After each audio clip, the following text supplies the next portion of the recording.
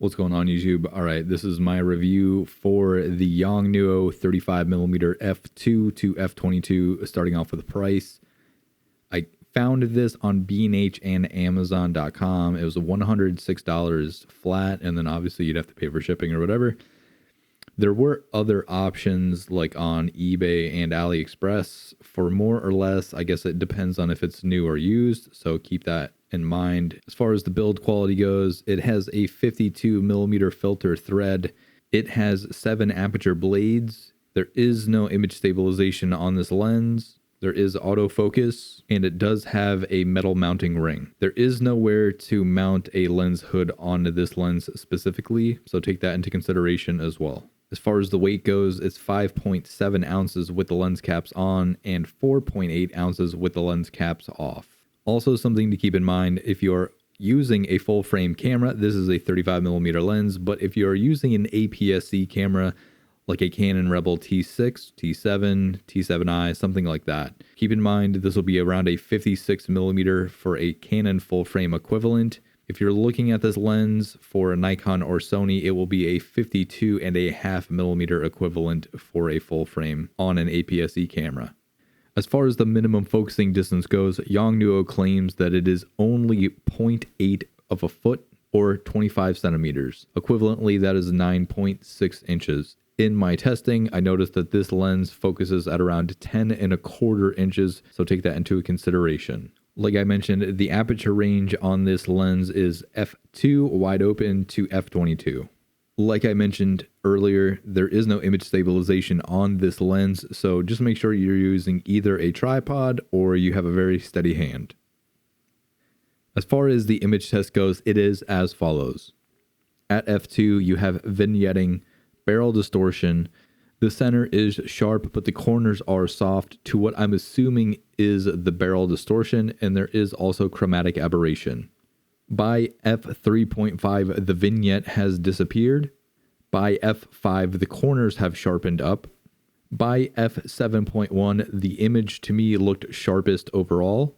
And surprisingly, at f22, the image started to soften due to diffraction in my testing. For the most part, by f3.2, the chromatic aberration or green and purple color fringing has disappeared. As for bokeh goes, it has a nice round shape, but it is not entirely round. It does give a very pleasing effect to the image. The bokeh on this lens is very soft. As for long exposure and sun stars, the sun stars are nice and they have a very nice sharp 14-point star. This actually looks a lot better than the 50mm f1.8 Mark II that I did a review on as well. On long exposures, you may notice that things like street lamps will have a somewhat uniform look. They're not super blotchy, so they actually give a nice look to the image. As for astrophotography, you will definitely have some chromatic aberration on bright stars, and in the corners you will have some chroma smearing. But overall, I would say that this is a good focal length for astrophotography. It's not super wide and it's also not super zoomed in like a 50mm would be. So take that into consideration. As far as real estate photography goes, I don't think I would use this unless I'm getting like secondary shots of like appliances and other things in a house. So I wouldn't use this for anything other than like secondary shots. In my testing, I noticed that this lens did fairly well against lights. There wasn't any sort of flaring coming off of this light. In direct sunlight, if you're in direct sunlight, you will definitely have a lot of flaring going on. As for autofocus noise, it's not terrible.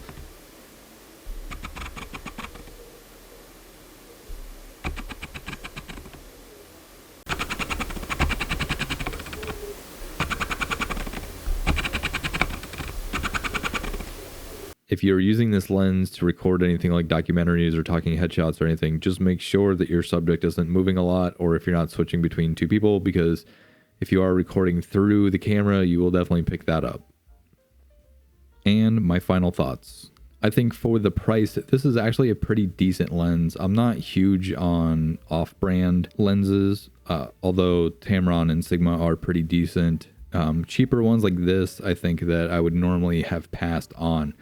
I'm very pleased that I actually rented this lens because it was actually not too bad. It's fairly lightweight, and if you're using this on a full frame camera, you're going to get some pretty amazing shots. Just remember to use autofocus because manual focus is a little tricky, especially at f2, so take that into account. This is most definitely a good walking around with lens, as well as I feel that this would be pretty good for portraits, especially if somebody's trying to break into that niche of photography. While it does suck that there is nowhere to attach a lens hood, I believe you could probably find one that screws into the lens, so take that into account. I will say this, the autofocus is kind of hit or miss on this, similar to what the 50mm Mark II review I did. But when it hits, and it actually looks pretty good. For the price, I think that this would be a good talking head lens, especially if you're trying to get into YouTube and you are still using a regular camera and not like a cell phone or something. It's pretty wide enough, and I actually used this lens to record another video with, which I will link up here. It gives a nice soft bokeh to the background, and it's quiet enough with autofocus if your subject isn't moving around. If you guys like this video, go ahead, give it a thumbs up, give it a like. If you didn't like this video, also give it a thumbs up. Hit the like button, hit the subscribe button, hit all the buttons. I'm Jordan, and I'll catch you guys next time. Peace.